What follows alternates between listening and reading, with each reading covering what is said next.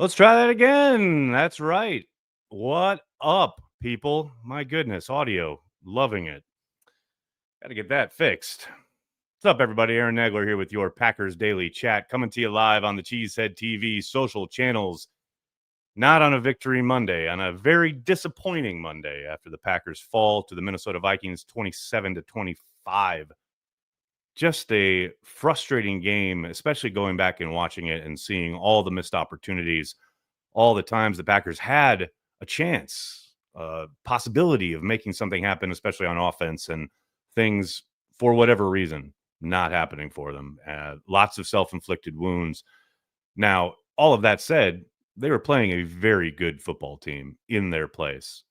You cannot take anything away from the Vikings. They played a hell of a game. They have a ton of very talented players, and their coaches coaching their asses off.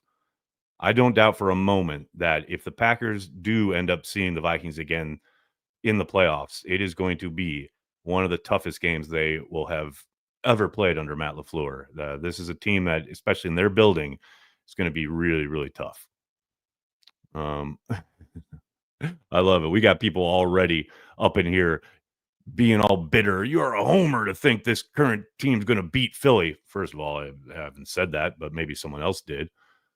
We ain't Vikings fans. Don't be delusional. Still a year away. Well, they very might well be a year away, Joe. But for you to say that they have no chance of winning a playoff game against whoever, Philly or the Rams or whoever they might end up facing, I'll guarantee you were thinking last year, oh, there's no way they're going to go to Dallas and win that game. And not only did they win it, but they kicked that Cowboys' ass. So I understand it's frustrating the day after a game like that. You're going to say some pretty reactionary things like that, Joe, but I'm begging you to take a breath and understand some context here. The Packers certainly, down a number of dudes on defense against a very high-powered offense with lots of weapons. And then on offense, very much self-inflicted wounds kept them out of not only the end zone, but scoring opportunities time and again until the late surge in the fourth quarter. I get it, man. You're disappointed. You're frustrated. But take a breath. Take a step back. It's going to be all right. I promise you that. And to say that this team is talented and has a chance in the playoffs doesn't mean you're a homer. It means you're not delusional. Try it sometime. Hope you're all doing well. A bunch of people already chiming in with super chats. I'll get to those in a second. But of course, let's give a quick shout out to our good friends over at PrizePicks. PrizePicks is daily fantasy sports made easy. You just select 2 or more players, pick more or less on their projected stats, and place your entry. Quick withdrawals, easy gameplay, and an enormous selection of players and stat types are what make PrizePicks the #1 daily fantasy sports app. Go to prizepicks.com and use code CHTV. Spend $5 on lineups and get $50 instantly. PrizePicks is available in 43 different states, most importantly, in Wisconsin. And somebody alert the media. More importantly, alert Corey Banke. Yesterday, I got my first lineup to hit in a Packers game. I've gotten plenty of others on other NFL contests, but for the first time all year, my lineup for the Packers game hit to the tune of $150. Somebody tell Banke I'm a winner. For tonight, I'm taking Brock Purdy. Definitely going to have 2 touchdowns against those Lions. Juwan Jennings, not going to have 5 receptions. Jared Goff, not going to throw for 247. And Jahmyr Gibbs, he's going to run and he's going to produce, but he's not going to have a run longer than 18 yards. So there you go, folks. Get on it. There's a link in the description of this video. Don't forget to use code CHTV. Send me your lineups. I want to see them. I love it when you guys do. Really appreciate you guys joining in the fun with PrizePicks. What's going on, folks? How we doing? We got Walter starting us off with a super chat. How are you, man? Hey, Nags. I know we still got playoffs coming, but how would you create more consistency in our passing game? Do you think the no true one wide receiver 1 model is losing its spark? Why isn't Tucker Kraft getting more targets? A lot going on there, Walter. The lack of targets for Tucker Kraft, I think, last night in particular, had a lot more to do with trying to protect rather than, trying to get tons of people out into the routes and get him involved in the passing game. I do think they could have done with more Tucker. I think last year you saw how involved he was, especially with some of those things in the flat early on. He had that amazing stiff arm early on in the game last year. But they did seem to be, content to have him stay in and try and help protect against some of the blitz looks that they received. And then when he was out in routes, I think for whatever reason the progression just didn't end up going his way. I don't think it's a necessary, oh, we don't want Tucker involved kind of thing. I think it's just, and Matt kind of talked about it at the podium today, just kind of how it played out against this opponent.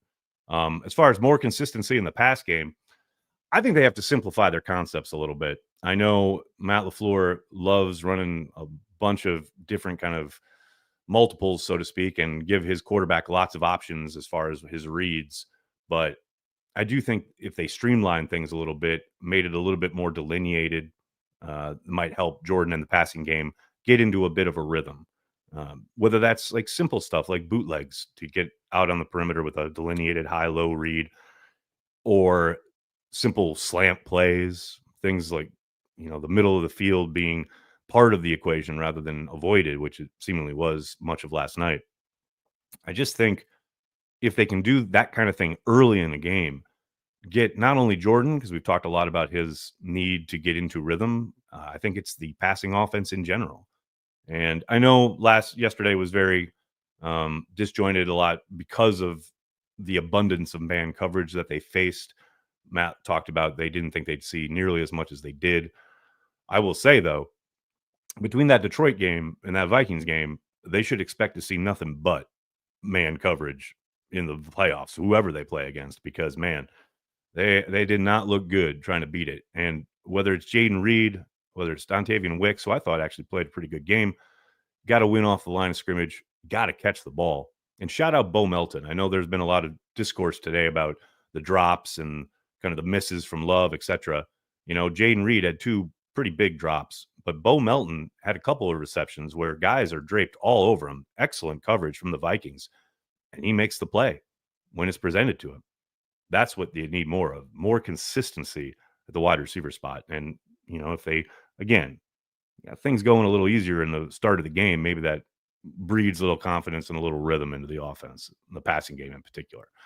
As far as do I think no true wide receiver one model is losing its spark? No, guys just have to produce and be consistent.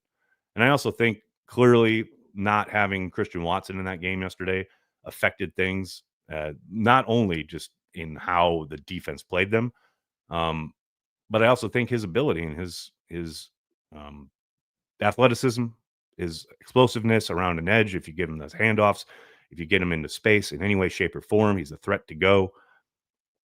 I don't think for a second that suddenly, we're back to they absolutely have to have a number one wide receiver, a dog with alpha, whatever you want to call it. Guys just need to make the plays that are available to them. And the idea of having anybody able to step up at any moment is a good one. And it's a good problem to present to defenses and defensive coordinators. Ed, what's up, man?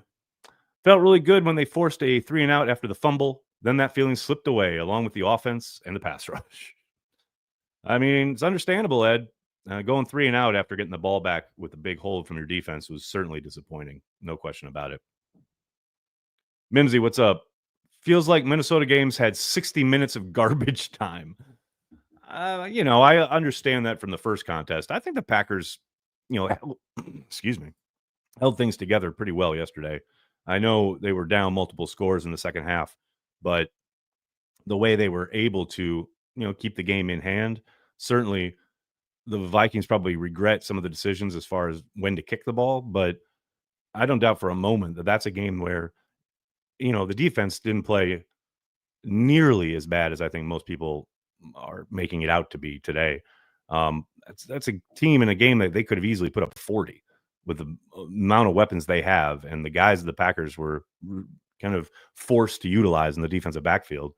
That's I would call yesterday the second half. I wouldn't call that garbage time. That's just me.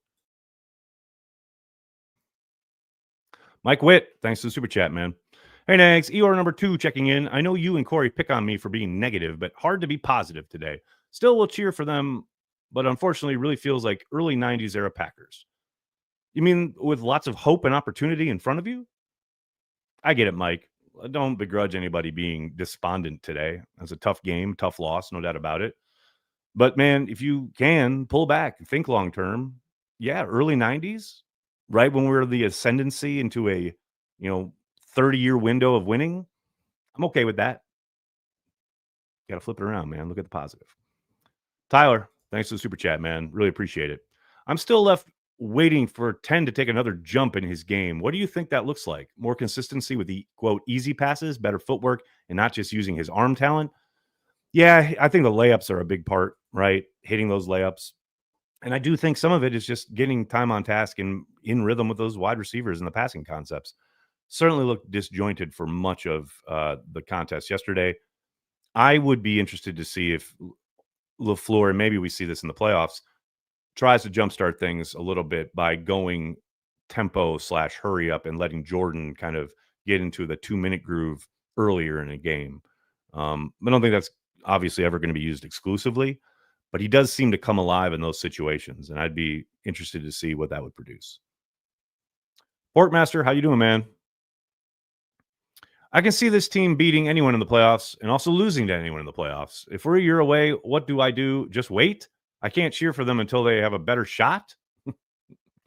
I mean, look, everybody's going to have their own opinion as far as where the Packers are, what their prospects are. I understand it all. I really do.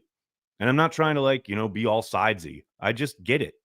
I understand frustrations and saying this team is absolutely not going to achieve what we had hoped at the start of the year when we had Super Bowl aspirations. We're going to see you in New Orleans. I get getting to this point of the season and thinking, well, shit, we're a year away. I get that perspective. But I also understand, man, this is a team that had to fight, scratch, and claw just to get into the playoffs last year and then won a playoff game in a resounding manner. You can't tell me you were looking at the Packers beating the Bears in the last game of the season last year, and that was some juggernaut that you thought was going to march through the playoffs to the Super Bowl. Every one of these games is difficult. Everyone is different. And again, if the Packers get a little luck health-wise, I do not doubt for a moment they can go into Philadelphia and beat the Eagles. That can happen. Absolutely. So I get that perspective as well.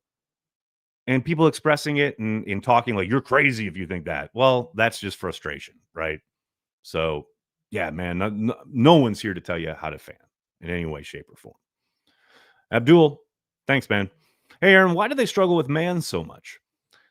Really had problems getting off the line of scrimmage, really struggled to create separation at the top of their routes, any part of the routes, really. I think they were not expecting to be as kind of handled physically as they were. And this kind of happened in Detroit as well. You got to play through it. And that's why I mentioned earlier, Bo Melton did a phenomenal job. He did not let any of that physicality bother him.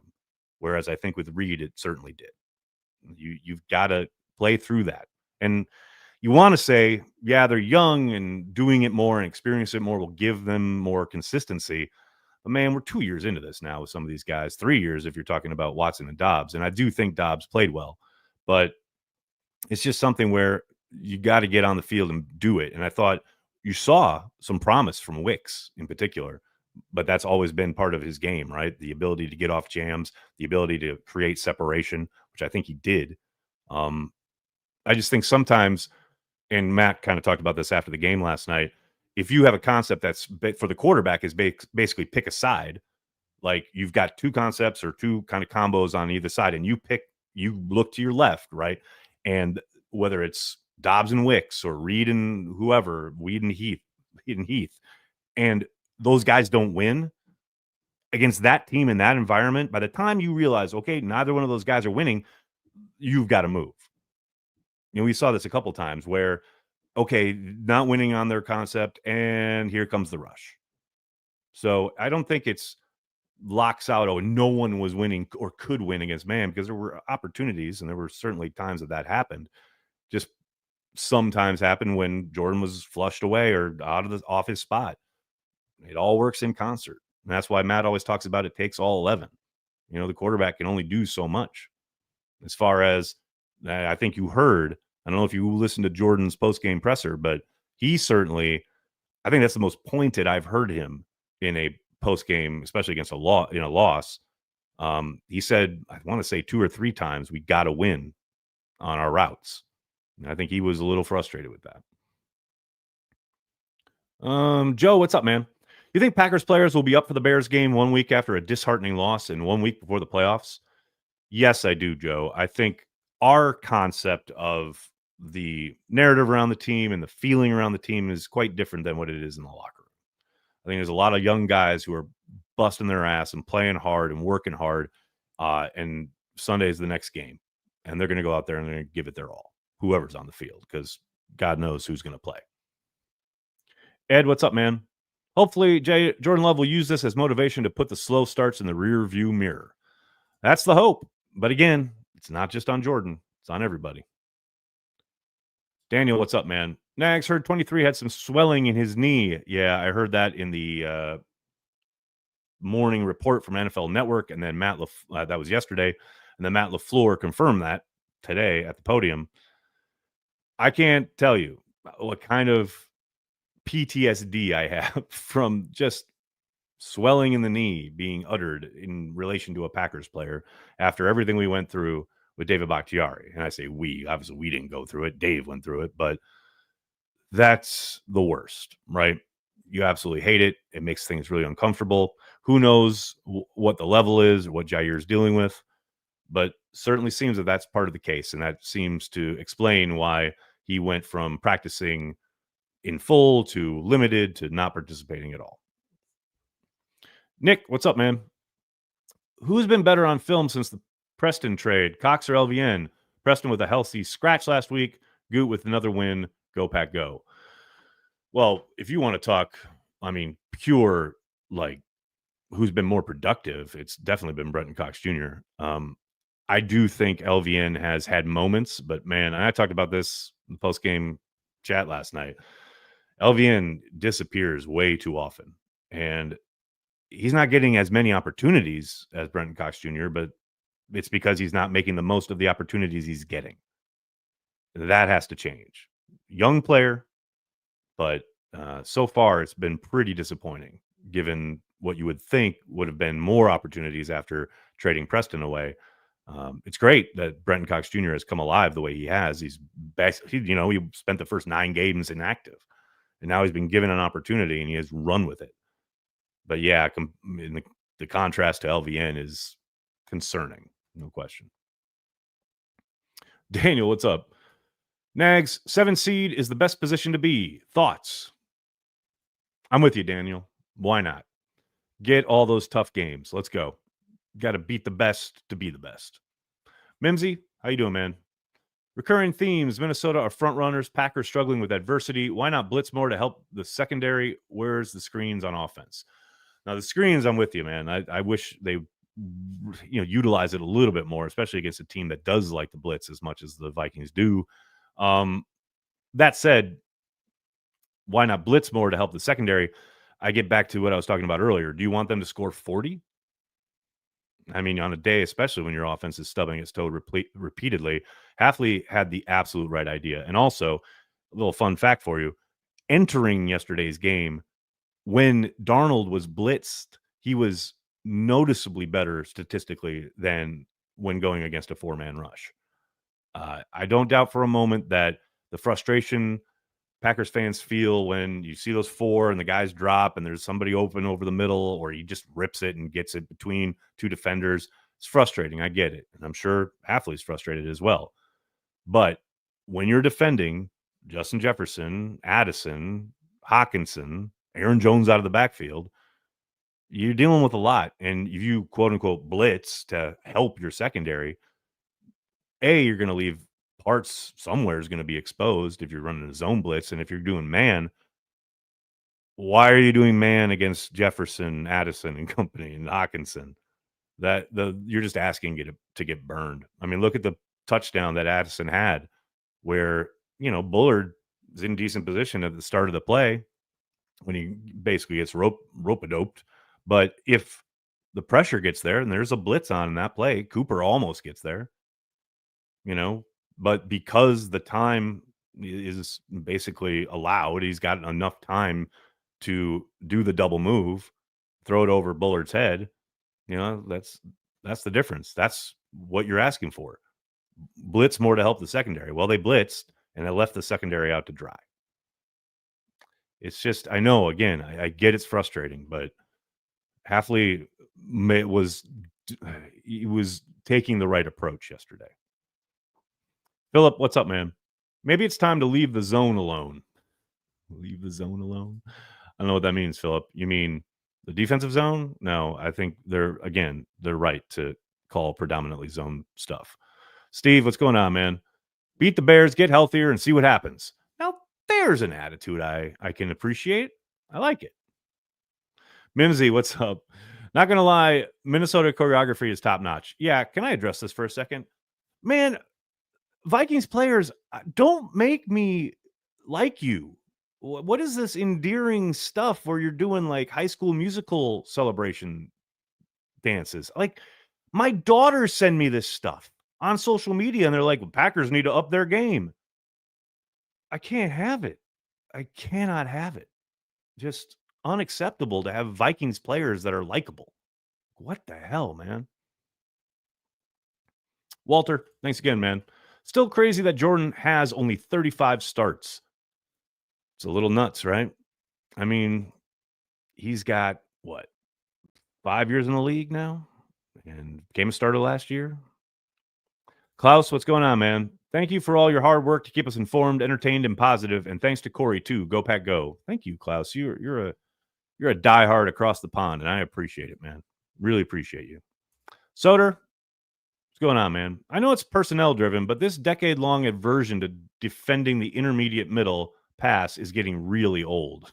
I think I understand the frustration. Where I was like pulling my hair out last night was that play where they dropped so far back. They were so worried about getting beat over the top that like Aaron Jones got, a check down, turned around, and there wasn't a dude within 10 yards of him on a check down.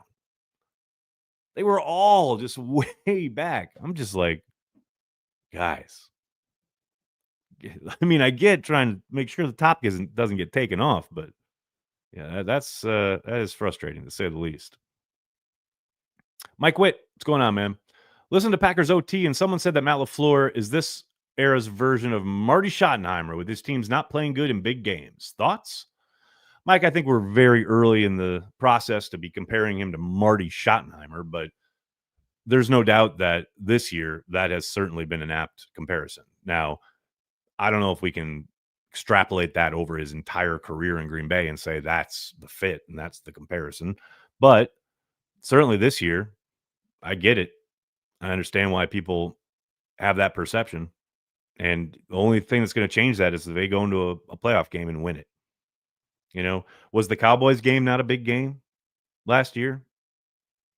I get that people are prisoners of the moment and they're reacting to whatever's just happened. But my thing with LaFleur, and I talked about this a little bit last night, and this is weird to say, I know, about an NFL coach, and they're all control freaks and they all want their kind of, finger in every part of the organization. But man, I just think Matt needs to loosen up a little bit.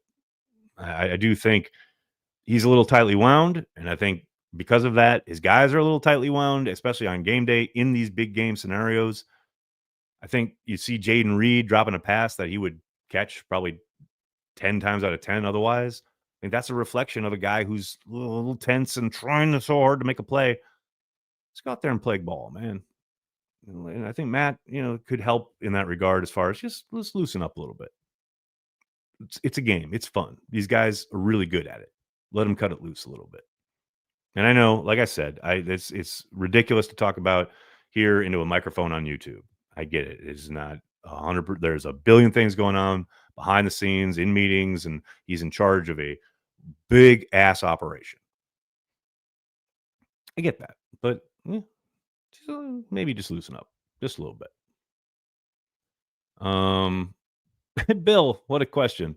Why don't we use Jaden Reed like a normal wide receiver? I think they had been earlier in this year, but you're right, man. They do seem to only utilize him in kind of gadget and or end around type ways. Now, they tried utilizing him as a normal wide receiver on fourth down, and he dropped the ball. And certainly had another opportunity on a third down where Jordan Love broke contain and threw it and had it right in his hands, and he dropped it. So, yeah, man, I think he's got to produce when called upon in those situations to get more of those opportunities, I would suspect. Golden, what's up, man? Why is it the simple plays never get called, but instead Matt tries these over complex plays on gotta have it moments? Man, you'd have to ask Matt, but I feel what you're putting down here. I get what you're saying because you juxtapose that with what the Vikings did when they needed a drive, right? And wanted to make sure they did not give the ball back to the Packers at the end of that game. What do they do?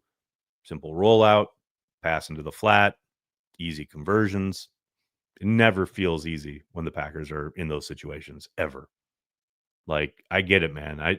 Again, you'd have to ask Matt. I have no idea what drives that because I do agree that all all right, maybe not all the time, but a lot of the time, it does feel like they're overthinking and getting too cute, and rather than just running good, simple, sound plays. I agree with that assessment. Craig, what's going on, man? Is it me or do the Packers suffer a serious drop off in talent between the first and ones and twos on the defensive side of the ball? Are they the only team that really has this problem? No, Craig. You can't stock a team with all pros. This ain't the 80s, not the 49ers and Cowboys of the 80s and 90s. That's just life in the NFL. And the other part is you're dealing with lots of different injuries at different positions. So you're getting lots of second line guys playing together. Um, Certainly, you've seen the effect that has on other teams in other cities. You're probably just not privy to it as much because you don't follow those teams as obsessively as you do the Packers. But yeah, man, like there's a reason guys are on the bench and other guys are starting. That's life in the NFL. Mike, what's going on, man? On a positive note, don't know why I am saying this, but I think we match up good with Philly, especially if Hurts comes out rusty. My one worry with Philadelphia when it comes to a matchup with the Packers is the line play, especially the offensive line for the Eagles. I mean, you saw the Packers' somewhat futile attempt to beat the offensive line of the Vikings in yesterday's game. I do think they would have their hands full trying to produce pressure against the Eagles. Now, that said, the Eagles are, by every metric, the most run-heavy team in the league. Obviously, Saquon Barkley is a big driver there. And the Packers have been pretty damn good against the run. So that does tell you that they have a puncher's chance in that regard. But I do think in the passing situations, it would get dicey. But yeah, man, I think certainly, like I said earlier, there's nothing to say that they couldn't go into Philadelphia and win that game. They have more than enough talent to do so. They have just got to stop beating themselves. What else we got? Craven, what's up? Matt on Cooper today. He played good, but yeah, I heard it. I definitely heard it. I just talked about this on the radio. Like, first of all, you're not going to, sit up there and just blow smoke if there are assignment errors and places where he overran plays. Yeah, it's okay to talk about that and say that. But yeah, there's no denying how productive he is. And it's so clear that they are a better defense with him on the field. And finally, you did see him out there for the majority of the snaps. So I don't think that's going to change. But yeah, I got to keep your rookie's head in check a little bit. I got no problem with that. Abdul, what's going on, man? Aaron, you mentioned you read the Aaron Rodgers biography that came out recently, wondering if it's worth the read or if it was all stuff you already knew. Oh, no, there was a ton of stuff I didn't know. I was mostly interested in the Packers stuff, obviously. But yeah, no, it's definitely worth a read. I would recommend it. No question. Mimsy, what's going on, man? NFL officiating handbook, just wing it. Bad all year. Yeah, but you know that going in, right? You know the officials are going to be poor. That is baked into the formula. You got to deal with it. You got to overcome it. Braden, what's going on, man? Jordan needs to extend plays with his long ass legs, scramble out of the pocket a little. I mean, he tried a couple times yesterday, but to no avail. But I'm with you. Utilize your legs a little bit more. That said, I think there were so many opportunities there when he's dropping back on the initial part of the play where we talked about earlier. They're playing man, no one's open, and then get that time, that clock in your head as a quarterback. Okay, it's been 3-4 seconds. I got to go. I think the Vikings did a really nice job of making sure there weren't readily available escape lanes. They did a very good job in their rush lane discipline for much of the evening. Chris White, what's going on, man? Coach saying he was shocked they played so much man defense is odd. It's clear teams don't respect our wide receivers without Watson. Yeah, I was, saying earlier, I think between the Detroit game and this Minnesota game, they better be ready for a bunch of man until they show they can beat it, especially without Christian Watson. And look, even if Watson plays yesterday, I still think they play a ton of man in that game. They were playing, like Matt said, they're making sure there's not going to be much available downfield. They got 2 high safeties for the majority of the time in passing situations. I don't think that would have changed if Christian Watson had been out there. That said, yeah, they've got to be better, and they better expect it because it's coming. No doubt about it. All right, buddy, I'm going to have to get going. I cannot thank you enough for hanging out, talking Packers each and every day, Monday through Friday, right here on the Cheesehead TV social channels. Please do me a monster favor. Hit like and hit subscribe. Holy cow.